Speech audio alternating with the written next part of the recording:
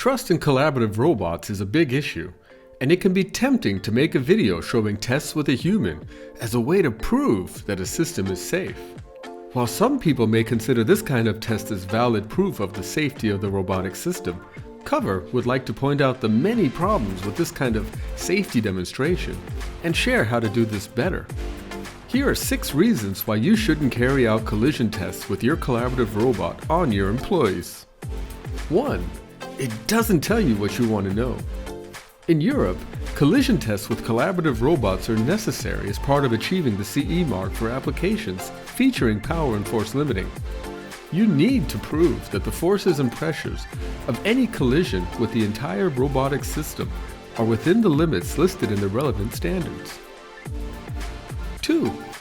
People aren't reliable measurement instruments. Pain and the onset of injuries vary widely from person to person. When was the last time you were hit with a force of exactly 220 newtons? 3. It's not scientific. Testing with one person does not produce statistically relevant numbers. The only objective data you could gather with that kind of a test are details about the injuries that one person incurred. 4. It's not ethical. Does your intern really have a choice about whether they want to participate in your tests?